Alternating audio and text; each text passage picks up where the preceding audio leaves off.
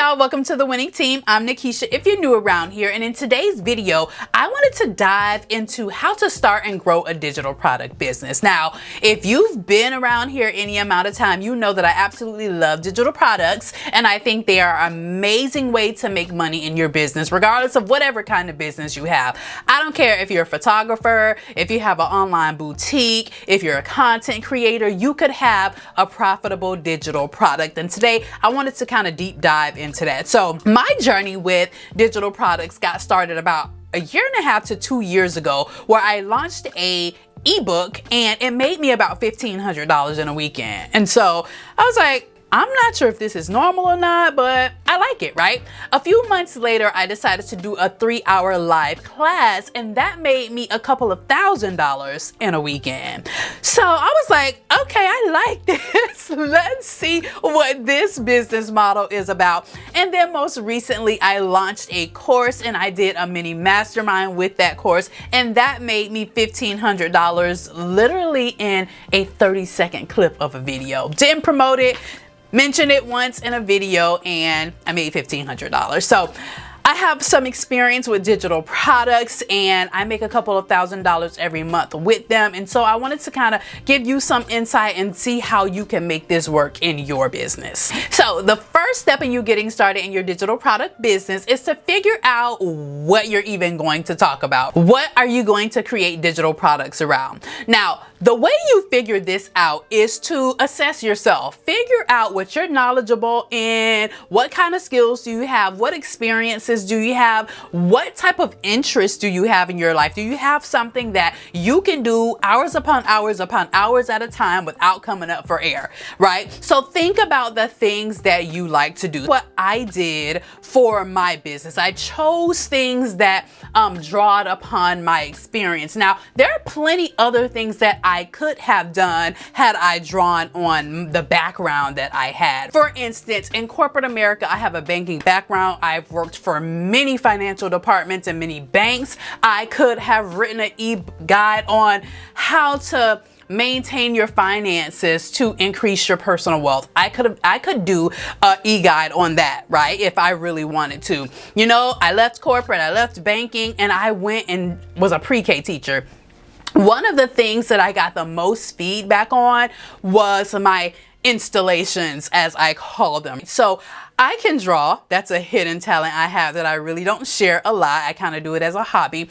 I draw. And when I was in my pre-K classes, I would do these huge installations. Like one of the things that we had at our daycare, we celebrated Seuss Week, and I did an installation on the places they will go, where I drew this huge big hot air balloon, and I had the kids take it home and talk with their parents about what they want it to be, and the kids connected at the actual event that I had in the classroom about, you know, just talking about their future goals and, you know, comparing what the parent wrote with what the child. It was amazing, right? Absolutely loved it. I did another one on Horton Hears a Who about communication with your child, and they were really, really amazing. If I wanted to do a class with teachers or preschool teachers on how to create connecting installations in your classroom to bring teacher, parent, and child together, I truly could do that. I could do that.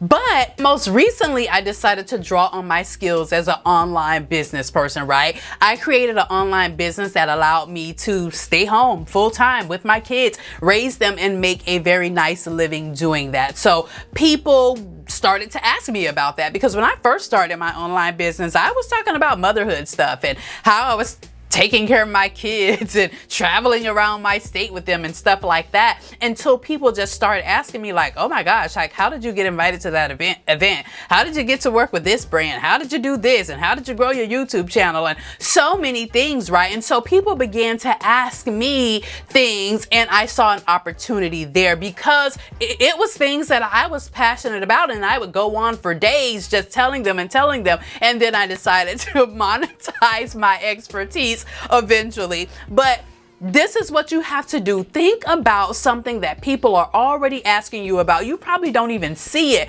as expertise, right? You probably are not even thinking about the thing, but what is it, something that people always come to you for? That is a great indicator of what you can create a digital product around. Now, after you figured that thing out, you got to ask yourself, is that something that you would want to do long term? So while I could teach preschool teachers how to do these installations, or I could teach about personal finances, I knew that long term what would be sustainable for me is to teach what I'm currently doing, because I'm so passionate about it, because I'm continually learning it, right? And I'm teaching things as I go. Yes, I'm teaching things that I've done, but I'm also doing new things and just discovering new ways of doing things every single day. And I think that when you have a passion like that about something, you do want to continue to learn about it. You do want to continue to get better. You do want to have mentors that continue to teach you to elevate so that you can elevate your students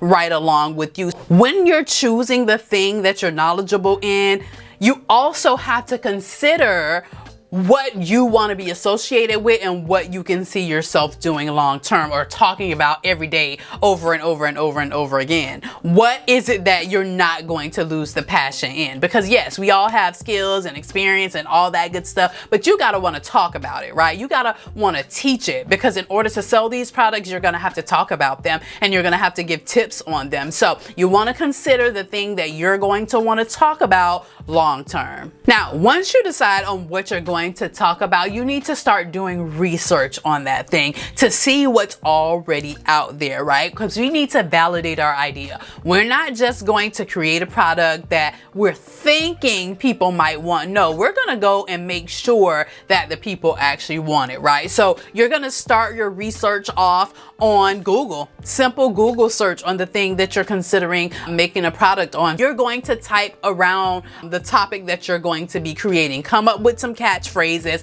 and type them into Google and see what results you get. Once you type into Google, you want to go over to YouTube and type your search query in as well. If you're giving tips on premature babies because you worked in the neonatal department, you want to go on YouTube and you want to type in premature baby tips or something like that and see what's coming up. Check and see the tips that the people are giving in the video. Maybe they missed out on something. Maybe you can do it so much better. What are people asking about in the comments? Then you also can go to one of my favorite websites. It's called Answer the Public, and you can type in the phrase that you want to know about and it will give you questions that people are asking online around that topic. And so that will give you a good idea of what people want to know. And so now that you know what people are asking about around that topic, you want to go and see what type of digital products are already created around that. The first place I would probably go check is on Etsy, because so many people sell digital products over there. I would type in my key phrase and kind of see what comes up and see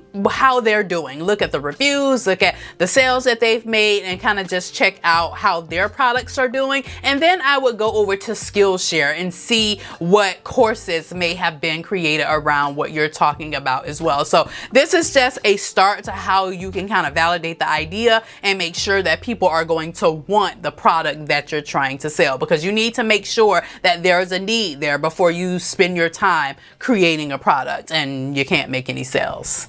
Now, when it comes to digital product ideas, I actually have a whole video around that topic. I will link it up here. I never know what side it's on, but I will link it up here and you can take a look at that video. But when it comes to what you want to create, around what topics, I would try to stick to the Your Money, Your Life topics, right? As Google has coined it. But basically these topics are around money, health, and relationships, right? Money, health, and relationships. These are the things that people gonna spend a coin on, right? They want to know how to build business, how to make their money better, how to get a boo, how to save their divorce and things like that. So for instance, if you have experience creating a YouTube channel, maybe you create a 60-minute video course on how to set up your YouTube channel, right? Maybe you have a successful Shopify store. Maybe you do a 3-hour workshop on a Saturday on how to build a Shopify store for success, right?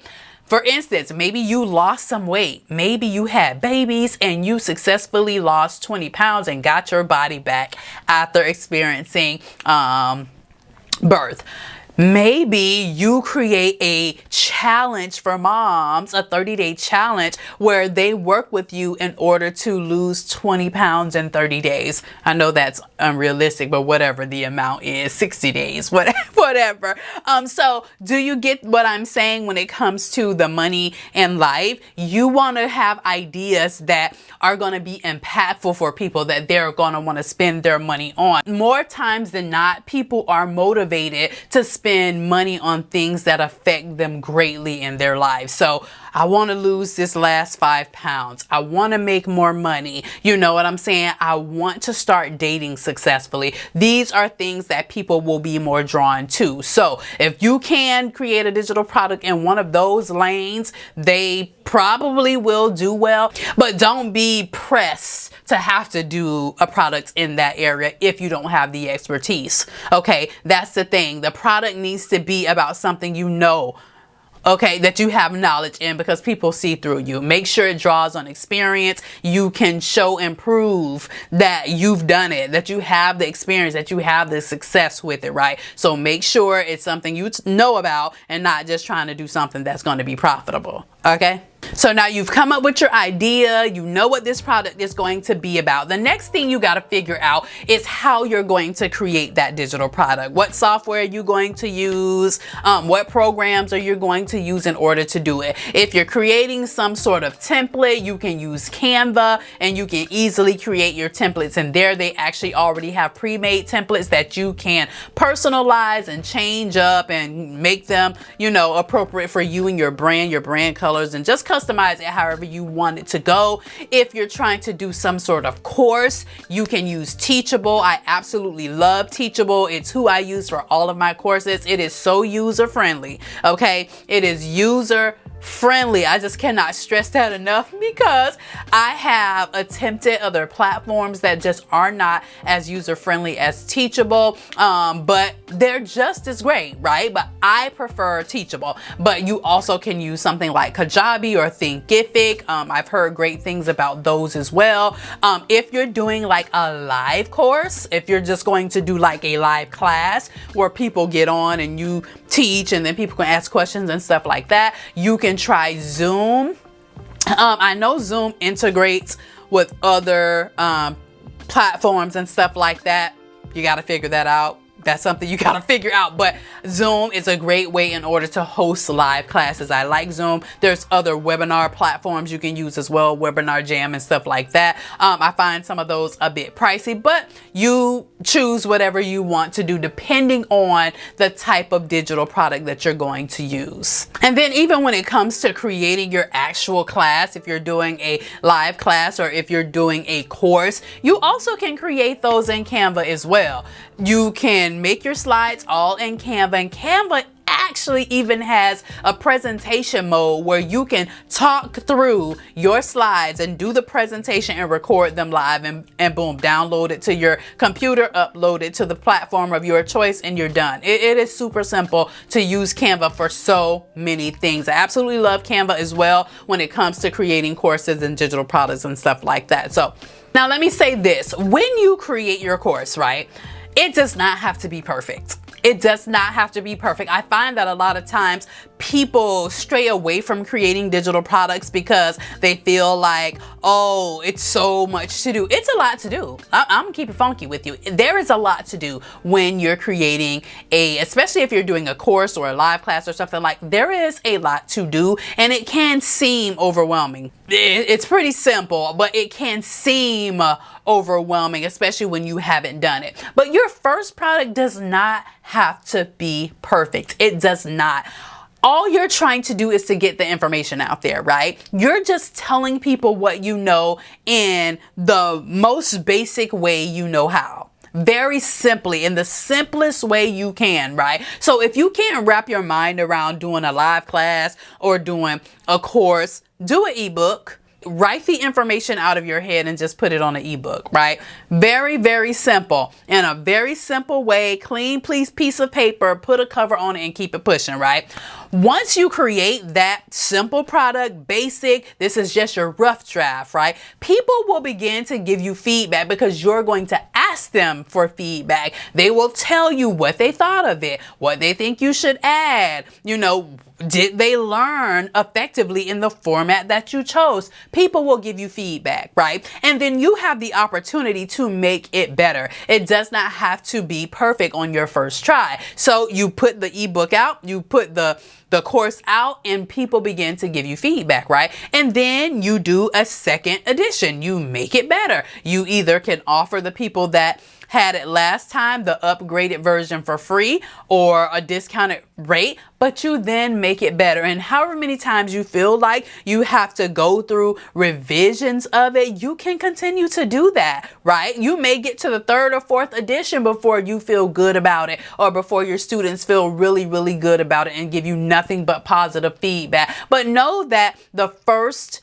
edition is not going to be perfect, and it doesn't have to be, right? Because you can always go back and make it better later. You just got to launch it, right? I always tell my clients that something that I learned from a coach of mine that I had many years ago is that you launch it broke and fix it live, okay? You just launch. You have to launch things sometimes, even in their imperfection, because if you're anything like I used to be and still can be, where you're so worried about things being so great, or you want it to be perfect and you're this and that, you begin to procrastinate because you convince yourself that it's not good enough and all this. No, you just got to launch that thing sometimes and make it better as you can. We're making a simple product, the first edition of the product, and we're going to launch it. Now that you've created the product, it's time to get some sales, bring some cash in the door, right? One of the easiest ways to do that these days is through social media. You want to start creating social media posts around your product so that you can start getting some interest in that product. Now, one of the biggest things is getting people over to that product. Now, in my opinion, one of the easiest ways to get people over to your sales page on a consistent basis, y'all know I love the consistency, is by placing your content on a search-based platform, whether that's Google, YouTube, or Pinterest. These are the three search engines that I absolutely love and keeps my business pretty passive, right? It's by posting on these search-based platforms that will continue to bring traffic and drive traffic to that sales page for you. So you want to create a blog post around your product, you want to create a YouTube video, you can get some pins up on Pinterest, but whatever you do, you want to put it on a platform that's going to continually bring traffic to that page so you can continually make sales on that product. Now, on top of that, obviously you can post on active platforms like Instagram and TikTok to get people over to that product as well. But the goal is to create a marketing plan that's going to work for you in order to get sales to your product. Now, as you begin to sell those things and people are just getting them, honey, and you just making money, now you see that this is something that people actually want. People are into your product, they are buying it, and at that point you can decide, okay, what's the long-term marketing plan here? Am I going to continue to actively promote this product on social media, or create some sort of email sequence to bring people to that? However you want to do it, once you actively begin to promote that product and you're making those sales, you can make the decision to turn it then passive to where you don't have to promote it every day, but you still can make sales. So yeah, that's the process on starting and growing a digital product business. If you want to create an ebook, which is one of my favorite ways to create and get started with digital products, watch this video right here because I go into depth on exactly how to do it.